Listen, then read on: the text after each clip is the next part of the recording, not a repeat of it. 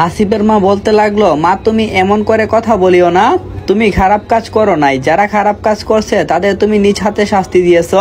তখন মেঘা মানে চৈতি বলল, মা তবুও তো আমি আইনের চোখে অপরাধী, আপনি আমার সন্তানকে একটু দেখে রাখিয়েন, আমি অবশ্যই ফিরে আসব।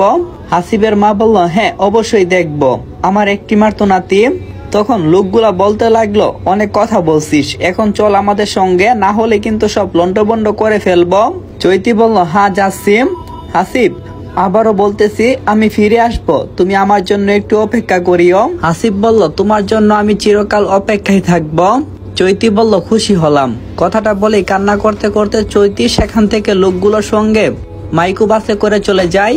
চলে যাওয়ার সঙ্গে সঙ্গে পুলিশের লোকগুলো বলতে থাকে, এতগুলা সন্ত্রাসী আমাদের চোখের সামনে ধুলো দিয়ে চলে গেল, আর আমরা কিছুই করতে পারলাম না, তাতে আবার আমরা সেই চৈতিকে সাহায্য করলাম।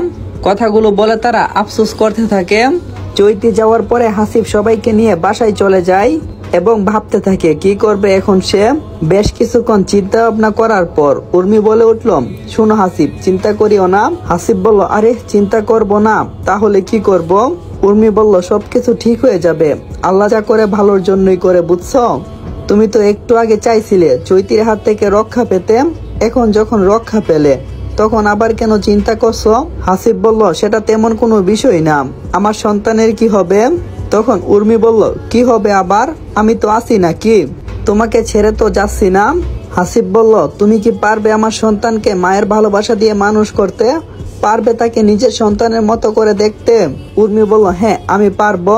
তখন হাসিব বলল, তাহলে আজ থেকে আমাদের বাসায় থাকো আর ওর যত্ন করো, ঠিক আছে? উর্মি বলল, ঠিক আছে। এমন সময় হাসিবের মা এসে বলতে লাগলো, দেখো উর্মি, তোমার সঙ্গে হাসিবের বিয়ে হবে। কথাটি শুনে উর্মি বলে উঠল, কি বলেন আন্টি, হাসিব তো চৈতিকে বিয়ে করবে। তখন হাসিবের মা বলল, তুমি কি পাগল নাকি, আমার ছেলের সঙ্গে একটা সন্ত্রাসী মেয়ের বিয়ে দেব, এটা তুমি কি করে ভাবলে? উর্মি বলল, হাসিব তুমি কি বলো এই সম্পর্কে? হাসিব বলল, মা যা বলবে সেটাই হবে। তাহলে তোমরা যে চৈতিকে কথা দিলে সে ফিরে আসলে সবকিছু ঠিক হয়ে যাবে। হাসিবের মা বলল, আরে পাগলি, পরিস্থিতি যেমন তেমন থাকা উচিত, বুদ্ধিমানের কাছে এটা। উর্মি বলল, তাহলে এই সন্তানের কি হবে? উত্তরে হাসিবের মা বলতে লাগলো, সন্তান যখন আমাদের, তখন তো আমাদের কি দেখতে হবে, তাই নাকি? উর্মি বলল, সেটা ঠিক বলছো, আমার খুব ভয় করছে যদি চৈতি ফিরে আসে। আরে পাগল নাকি তুমি, ওরা তো চৈতিকে মেরে ফেলবে, আর সেই জন্য নিয়ে গেছে, বুঝছো? হাসিবের কথাই চৈতি বলল, তুমি কেমন করে জানলে যে ওরে মেরে ফেলবে? হাসিব বলতে লাগলো, চৈতিকে নিয়ে যাওয়ার সময় একটা ছেলে কাকে জানি ফোন দিয়ে বলল, বস কাজ হয়ে গেছে, আমরা ওকে মেরে ফেলেই তোমার কাছে আসবো। উর্মি বলল, বাহ। উর্মি অনেকটাই খুশি হলো। আবার হাসিব বলতে লাগলো, শোনো, আমাদের যেই তারিখে বিয়ে হওয়ার কথা ছিল ওই তারিখে বিয়ে হবে, তোমার বাসায় জানিয়ে দিও।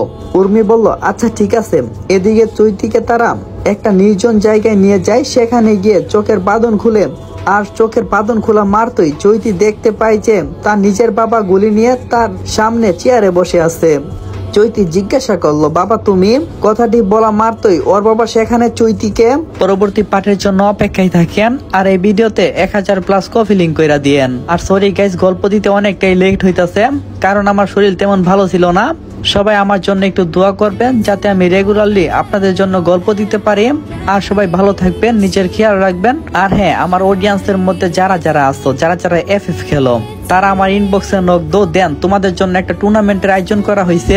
আশা করি ভালো কিছুই আছে তোমাদের জন্য। তো ভালো থাকো, নিজেকে খেয়াল রাখো। আল্লাহ হাফেজ।